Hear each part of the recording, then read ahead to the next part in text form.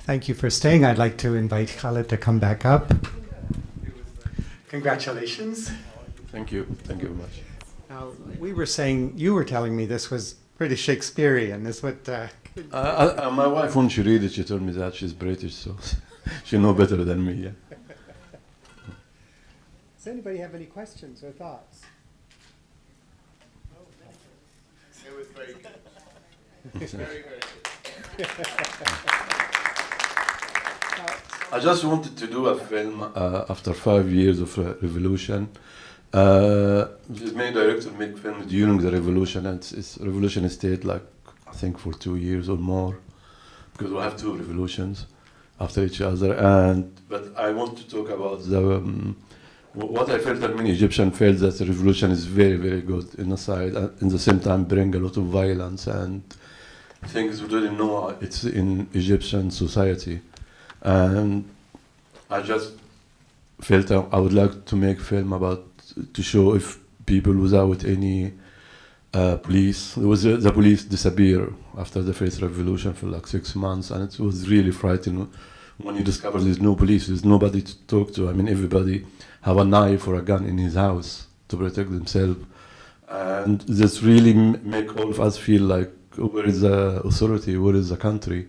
And this is the part of the revolution I really hate it, and I didn't like it, and leave a big scar in me. And I think a lot of other people, especially women, a lot of people get nervous breakdown and phobia from going. I know some women have phobia to go out in the streets for years. So I've tried to make a film representing that in a way, and the misuse and the power. And now, it seems to me this story feels like an ancient story, almost, like an ancient folk story in a way. I know you wrote it. So you placed that beside this very contemporary political situation. So I find that really interesting. Yes, I think I read a lot of Shakespeare, and I saw a lot of Japanese films I like, which is like epic, Kurosawa especially, and I wanted to do something in very, very small place, but talk about the whole society and maybe the whole world, about misuse of power and abuse and slavery. I mean, the Latin cameraman, he's Spanish, and when he read the script, he actually told me it's about slavery. Yeah, it's about slaves. These people are slaves, but modern slaves. Let's see if there's anybody with a question. Yes, sir. Yeah, thank you. We pretty much enjoyed the movie, the film. My question is, why the countryside? Why not Cairo? Like, what was the sin of the flesh? We heard a lot about sexual harassment during the revolution in the square. I think the countryside. Because there's many filmmakers made films about that, and I think there's two documentaries about abuse and sexual harassment in Tahrir Square, and I just want to talk about normal people far away from the Cairo, even because some we have sort of like gated cities outside of Cairo, and these people didn't know anything about what's happening in I mean, they know from the TV, but they never been city centers, they never been harassed or go to demonstrations. So I wanted to take a bit far away to talk about simple people, farmers, how they felt. Suddenly they have Mubarak for 30 years, and suddenly Mubarak gone, and they don't know why, and they don't really involve in the revolution, and they just need to eat and drink and have sex and have normal life as they have. So that's why I choose it away from the main Cairo, and there's many films being made in Cairo. Thank you. Thank you. Another thought or question? Or maybe I'll ask one. Oh, is there one there? Okay, yes, please. Was the film actually made in Egypt? Yeah. And Was it shown in Egypt? Yeah, it was shown in Egypt. It was for adults only, not it was like over 18. And before the film was released, was a lot of noise about the name of the film. That even people say anything about the film. I think from my own reputation, people thought it will be full of sex and but it didn't. I didn't want to put too much sex, you know, as you might see. It's just maybe erotic a bit, but not sexual. Yeah, it was released, and some people liked it a lot, and some people didn't, and some people accuse us is anti-revolution, and some people said no, it's with the revolution, and but the feedback was good. But before the film got released, from the trailer when we put it on YouTube and on our website, we got a lot of abuse. I mean, people with. I mean, if you go to YouTube, and you see the comments, there was like 3,000 comments. The all, especially the young actors, they get a lot of abuse. Yeah, it was really shocking, and it just show you how society thinking from the name of the film without seeing the film, they got really very uptight about it. Yeah. So is there no censorship of filmmaking or books or media? There is a censorship. Yeah, you need to show the films the censorship. That's why they said it's for over 18. But they didn't cut. I mean, they asked me to cut some little sexual scene. It didn't affect the film, but it affects the film because when they make it over 18, most of the young people, they go to the cinema. Not all the people in Egypt. It's mainly people from 10 to 18. Actually, they go to cinema every week. So it didn't make. It stayed in the cinema around 4 weeks and a half. It make okay money, but not as we expected. Yeah.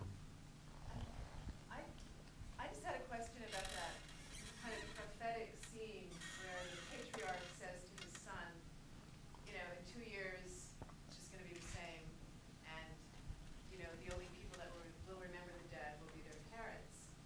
What was the reaction among Egyptian audiences to that line? You know, the one where they're having dinner and he says, Yeah. "Don't tell me you believe Obama's crap or whatever." They were laughing. They were laughing. Yeah, because I think most of the parents, I think this revolution happened mainly by young middle class people, and not poor people at the beginning. After that, poor people came, and after that, the Muslim brother came. But it started with middle class young people, and I know personally a lot of kids like him, and I heard the father saying things like that exactly. Because the father, if he's rich, he doesn't want to lose it. He doesn't want to lose the connection with the authority, and people was frightened. You know, what will happen if their money being taken away? What will happen if a Muslim brother came? They would be blacklisted.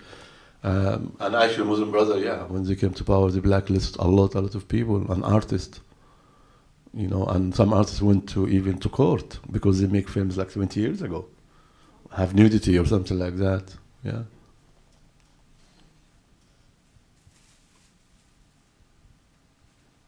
I'd like to ask you about writing this. Did you have the whole idea in your mind? Did the shape of the story come to you in your mind even before you began writing, or how did you begin this? I wrote it as a short story. In the beginning, I wrote short stories as well, and I published them in Egypt. And I just want to make a film, and I started reading my short stories, and I found this one is very. It is the one I would like to do now, and I would like to. And actually, I started to. I wanted to produce it myself. It was no budget, which means I asked all my friends to do it and take money after we sell the film, and they agreed. The artist, everybody, and the producer is old friend of mine. He just read it by chance and said me, "I like it very much. I would like to produce it." So people get a bit of money, and we're saying when we sell the film and we make the money, we'll give them the right amount of money. And it's now the way to make this kind of films, because this kind of films is not commercial at all in Egypt. It is very, very not commercial. I mean, maybe here you see films like that, but in Egypt it's very, very rare. Anybody else with a question or a thought? Yes? Just maybe a follow-up question on what you're saying. So what are the commercial films currently in Egypt? They make a lot of money and they talk about nothing. It's just a belly dancer, a thug, a fight, I'm not joking. It's not just nothing. You go there and you get shocked. I mean, me. But the kids like it. You know, it's like Jackie Chan films. Yeah, but even Jackie Chan is more. That's the commercial films. You know, this, you will never see it, but I never see it. I don't go. But they make a lot of money. You will be surprised. They can make like 5 million in a weekend. Because all the young people just go to hear this kind of music, to see the belly dance, to have a good fun. And now after revolution, lots of people want to have a good fun because they have like 5 years of really bad sort of tense time, not bad time, but a very tense time. So young people don't want to see revolution again. That's what we discover. Like every film made about revolution really didn't make that many people reject it. Because people have seen this and experienced like for 5 years. So they want to escape. And they escape in this kind of commercial cinema. Thank you. So will you make another film like this? Yeah. I don't care about box office. This is a producer problem. No. Are you making another film?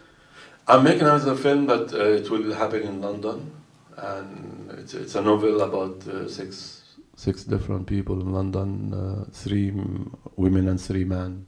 It's called Love in London. It's a very nice novel, and because I work in London, my life between Egypt and London, my family is in England, and I studied National Film School, and I did a couple of films in England, and I moved to Egypt. But I made some commercial films as well, but good commercial films. Yeah, actually the 2 of them was #1 in the box office. So حب البنات and قبلات مسروقة, Women's Love and Stolen Kisses. That's with my commercial films.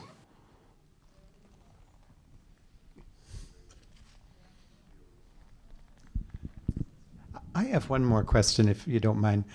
I find Ali a very interesting character in here. He kind of sets things in motion in a way. And at one point he talks about himself maybe being bad luck. But can you talk about Ali a bit? I find him really intriguing. Yeah, Ali is like, you like him and you hate him. He's like a big child who just, his emotion, his desire, his love just make him blind. And he makes lots of mistakes without noticing what everything bad he's doing. It will come back to him.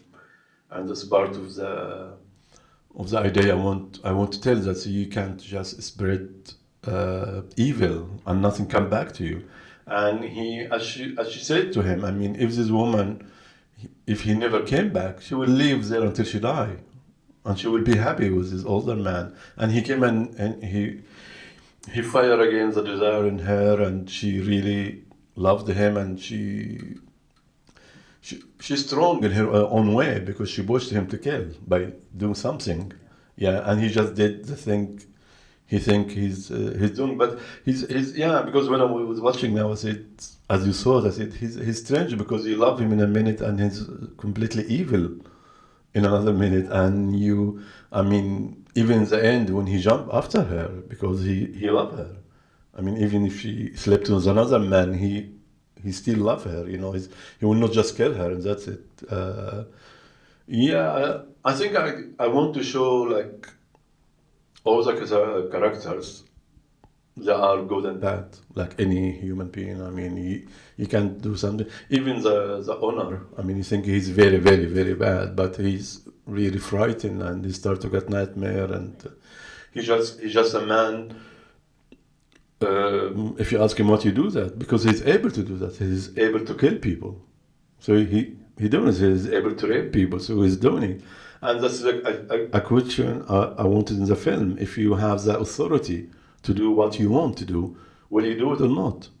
It's a bit like the Nazis, actually. I mean, for me, him, when he rapes a girl and go and kiss his daughter and cover her, it was a bit like you hear about Nazis, you know, they used to kill people and come home and play with their kids. And that fascinates me too, you know, this kind of father who can do these horrible things, but he protects his family too much, and he look his son. I like that. So in a way, it's a film about retribution, partly. Yeah. Yeah. And about fear and authority and power and desire. About lots of things. There's that great scene where the girl, Fatma, turns it around, turns the tables, Yeah. and she has the powers for that one moment. That was a really pivotal scene, I thought. Yeah. I mean, she liked it, and I had liked it very much. And told me that she asked me to delay the shooting of the scene, until she really got it. And because she knows, she's in control now. Because if she get a kid, maybe from him, and he's a weaker now, because it might be his kid. So she turned. Yeah.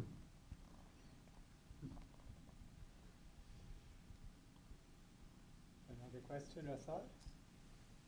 Thank you. Thank you very much. And congratulations, and thanks for bringing it to Vancouver. Thank you. Thanks for Vancouver. It's mutual.